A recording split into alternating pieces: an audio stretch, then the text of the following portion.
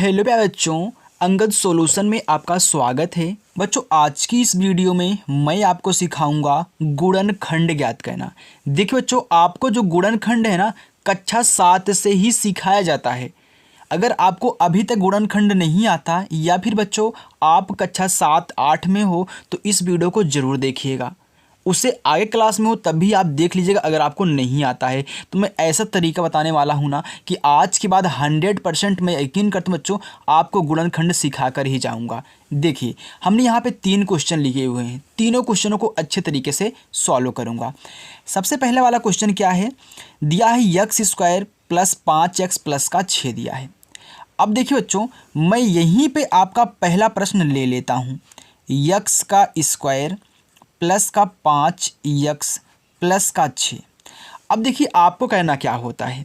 सबसे पहले तो ये ध्यान दीजिए, ये आपका x² है, ये आपका x वाला पद है, ये आपका अचर वाला पद है। तो क्या होता है, जो अचर वाला पद होता है मैं यहाँ पे लिख भी देता हूँ बच्चों, अचर पद ये है। ये जो आपका अचर पद होता है जिसमें यक्स नहीं लगा है उसका गुणा हम कराते हैं x² के गुणांक के साथ। अब आपको अभी तक नहीं पता है सर गुणांक क्या होता है, तो ध्यान दीजिए बच्चों, अगर x² के साथ यहाँ पे कोई संख्या लगी है वही x² का गुणांक होता है। जैसे मैं बात करूँ कि x का गुणांक क्या है, x का गुणांक क्या बच्चों 5 है, क्योंकि x के साथ 5 ने गुणा किया है वही उसका गुणांक है। लेकिन यहाँ पे तो कुछ भी नहीं दिया है। तो एक बात याद रखना, कभी भूलना मत बच्चों, अगर किसी भी संख्या का गुणांक कुछ भी नहीं दिया है ना तो वहाँ पे 1 होता है। अगर मैं 1 से यहाँ पे गुणा कर दूँ तो क्या कोई प्रभाव पड़ेगा? नहीं पड़ेगा ना। इसलिए किसी भी संख्या का गुणांक, चाहे वह चर संख्या हो चाहे अचर संख्या हो, उसका गुणांक बच्चों 1 होता है।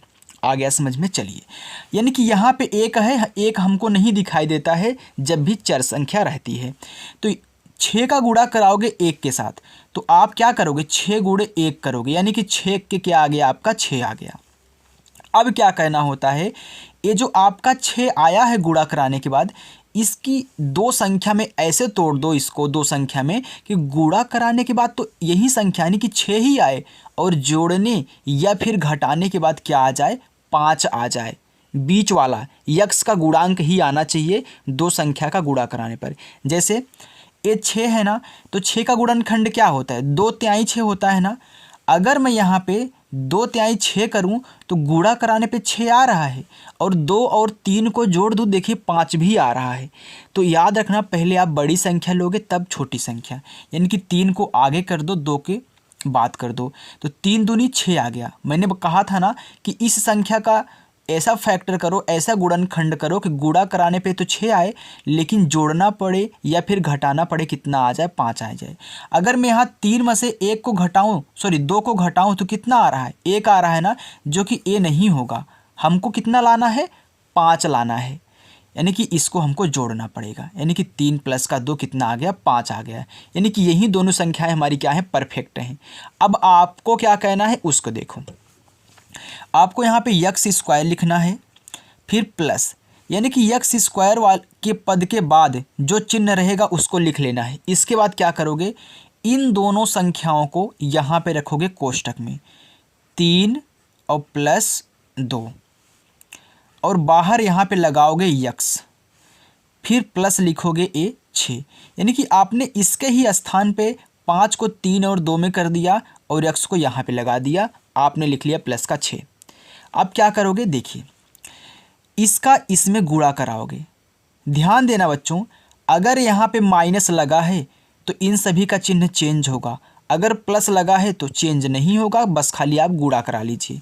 तो देखिए x², फिर इसका गुणा x का गुणा 3 में कराओगे तो आ जाएगा +3x, फिर x का गुणा 2 में कराओगे तो +2x, फिर बाहर क्या है, +6 है, इसको लिख लीजिए। अब क्या होता है, हम 2 का जोड़ा बना लेते हैं, आगे से 2 का जोड़ा ऐसे बना लेते हैं। तो इन दोनों में कॉमन लेंगे और इन दोनों में कॉमन लेंगे। अब देखिए इसमें कॉमन लोगे इन दोनों में, तो देखिए बच्चों यहाँ पे x है, यहाँ पे x² है, यानी कि इन दोनों में सिर्फ हमको x ही कॉमन मिल सकता है। जो दोनों दे कॉमन वही कॉमन होता है। जैसे कि इनके पास तो x² है, ए तो हमको एक्स स्क्वायर कॉमन दे सकते हैं, लेकिन ए तो नहीं दे सकता ना, ए नहीं दे सकता ना, ये सिर्फ आपको एक्स ही दे सकता है, तो सिर्फ एक्स कॉमन लोगे। अब देखिए यहाँ पे बचा कितना, यहाँ पे एक्स स्क्वायर था, एक्स स्क्वायर का मतलब होता है बच्चों एक्स गुणे एक्स, तो यहाँ पे एक बार एक्स निकाल लोगे तो एक बार बचेगा एक्स, फिर प्लस यहाँ पे 3x था, अगर x यहाँ से गायब हो जाए तो आपका सिर्फ 3 बचेगा, तो 3 आ गया। अब फिर देखो प्लस, ये जो चिन्ह है उसको उतार लो। अब देखिए इसमें 2 है, क्या 6 में भी 2 होता है? बिल्कुल, क्योंकि 6 का गुणनखंड ही 3 गुणे 2 होता है, यानी कि 3 भी है और 2 भी है, यानी कि 2 कॉमन होगा। तो यहाँ से 2 निकल गया तो आपका x बचा, फिर प्लस। अब देखिए इसका गुणनखंड क्या होता है? 3 गुणे 2 होता है ना, अब 2 निकल जाए 3 ही बचेगा ना, तो 2 तिहाई 6। जब इन दोनों कोष्ठकों में संख्याएं समान आ जाएं तब हमारा सवाल सही होगा, यानी कि x प्लस का 3 और यहाँ पे इन दोनों का x प्लस का 2, यानी कि एक बार इन दोनों में से एक बार ही लिखना है और इन दोनों में से जो कॉमन लिए हो उसको कोष्ठक में लिखना है, और ए आपका आंसर हो जाएगा। ओके बच्चों, चलिए देखिए बच्चों, आपका प्रश्न नंबर 2 है 2x स्क्वायर प्लस का 9x माइनस का 5। हमने आपको क्या बताया था कि आप अचर पद का गुणा कराओगे जिसके साथ x नहीं लगा है, उसका गुणा कराओगे x स्क्वायर के गुणांक के साथ। तो अब की बार आपको x स्क्वायर का गुणांक दिया हुआ है, कितना दिया है? 2 दिया है, तो 5 का गुणा आप कराओगे 2 के साथ, तो 5 गुणे कितना हो गया? 2 हो गया, बराबर 5 दूनी 10 आ गया। अब बच्चों 10 का ऐसा फैक्टर करो कि जोड़ने या फिर घटाने पे तो 9 आए, लेकिन गुणा करने पे भी हमारा 10 आना चाहिए।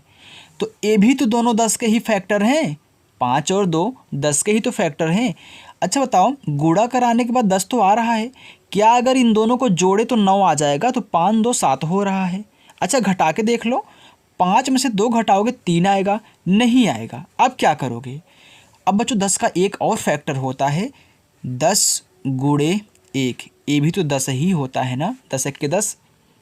अब देखो क्या इन दोनों को जोड़ने पे 9 आ रहा है, तो 10 में 1 जोड़ोगे तो 11 आ रहा है, नहीं ये नहीं होगा, जोड़ना नहीं पड़ेगा। अच्छा घटा के देख लो, 10 में से 1 घटा रहे हो तो 10 1 9, यानी कि 10 में से 1 घटाओगे तो आपका 9 आ जाएगा, यानी कि ये दोनों आपके लिए परफेक्ट हैं, यही आएंगे।